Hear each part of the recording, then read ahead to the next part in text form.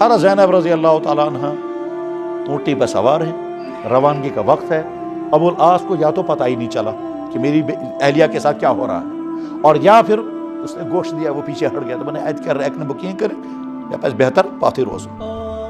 چنانچہ ان نوجوان لڑکوں نے گھیر لیا، پیچھے سے ابو جہل اور دوسرے کئی لوگ ابار رہے تھے، اکسا رہے تھے، ورگلا رہے تھے، خبردار یہ نمس گسن دی، خبردار ان کو جانے مت دینا، اگر چھو محل سن خبردار۔ یہ ورگلاتا رہا وہ، یہاں تک کہ حضرت زینب کے قریب جب پہنچے تو حضرت زینب نے ان سے کہا، بھائی میں خاتون، میں ایک عورت ہوں، میں نے تمہارا کیا بگاڑا ہے؟ تمہیں اگر کوئی اختلاف یا کوئی نزاع ہے تو میرے ابا جان کے ساتھ، وہ ہے مدینہ شریف میں ویسے بھی بے کی حساب حالت حمل میں، تو مجھ سے کیا تمہیں گلا ہے، اور مجھے یہاں روکنے سے تمہیں کیا ملے گا؟ تو بہرحال کسی خاتون کے شریفانہ انداز میں گلا کرنے سے کچھ نہ کچھ شرم تو آتی ہی ہے، جیسے اس میں رہے شرم چھونا تو یہ وہاں تو شرمندہ تو ہو ہی جاتا آدمی۔ بہرحال لڑکے پیچھے ہٹ گئے، پیچھے سے ابو جہل نے کہا، خبردار یہ پاتی اگر چھو محل سن پہ کیوں۔ بہرحال جب انسان ورگلاتا ہے تو ورگلانے کے نتیجے میں کبھی غلطی، تو ایک لڑکا آگے بڑھا اور اس نے فاصلے سے یا تو تلوار پھینکی اور یا پھر نیزہ مارا۔ سیرت اور حدیث کی کتابوں میں دونوں کا تذکرہ آتا ہے، کہیں آتا ہے نیزہ مارا، کہیں آتا ہے تلوار ماری۔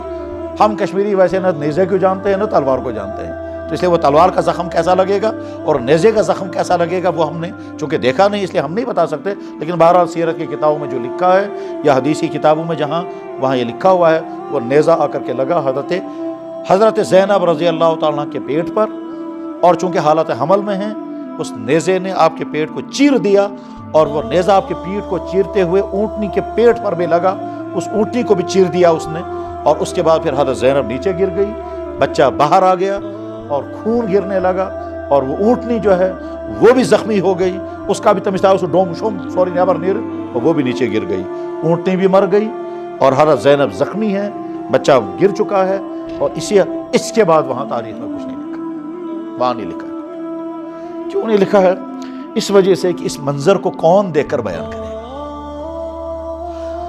وہاں کوئی صحابی ہوتا تو وہ دیکھتا اور بیان کرتا، بات تو دشمن ہے۔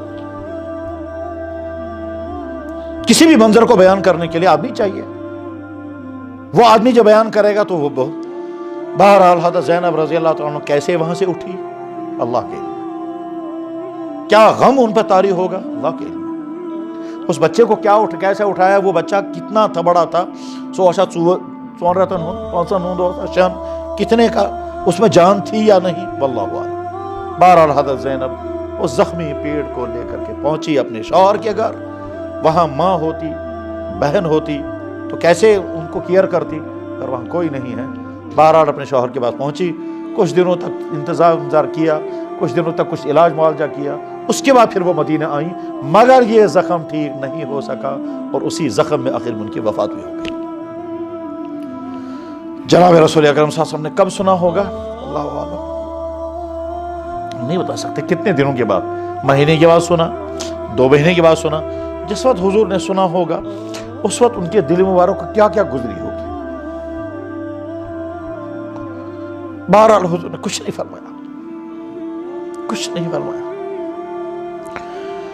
سال گزر گیا، 2 سال گزر گئے، چند سال گزر گئے، اس کے بعد پھر وہ سال آ گیا جس سال حضور نے مدینہ طیبہ سے مکہ مکرمہ پر اپنی پوری طاقت کے ساتھ حملہ کیا، اور مکہ مکرمہ حضور کے کنٹرول میں آ گیا۔ اب جب حضور کے کنٹرول میں آ گیا، تمام وہ لوگ جنہوں نے جس طرح سے ستایا تھا، تم جو سیری بوٹ کر کھڑا مجرم بیٹھ، اسی میں وہ آدمی بھی ہے جس نے یہ کام کیا تھا۔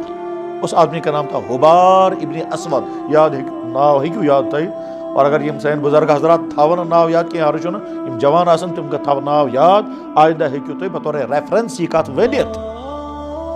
نام اس کا ہے حبار ابن اسود، حبار HUBAR، ہے بے الف تو رے، حبار ابن اسود، اسود کو الف نام۔ یہ حبار ابن اسود بھی سامنے آیا اور آ کر کے اس نے کہا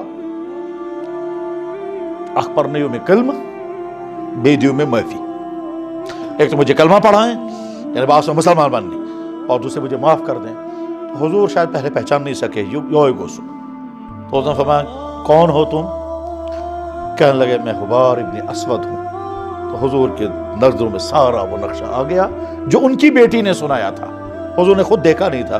ابا جان تم کوتا ایسے مجلس ونمت، جو بیٹی صاحبہ نے سنایا ہے حضور کو، وہ سارا نقشہ حضور کے سامنے یہ ہے وہ شخص. دنیا کے شریف سے شریف انسان بتائیں کیا کریں گے وہ اس موقع پر؟ دنیا کا نرم سے نرم قانون فیصلہ کرے اس انسان کے ساتھ کیا ہونا چاہیے. دنیا کا کوئی کتنا ہی تواضع رکھنے والا انسان، کوئی کتنا ہی نرم مزاج رکھنے والا انسان، وہ یہ بتائے کہ ایسے موقع پر وہ کیا کرے گا. سلام ہو محمد الرسول اللہ پر. حضور نے فرمایا حبار میں تو اسی دن تم کو معاف کر چکا.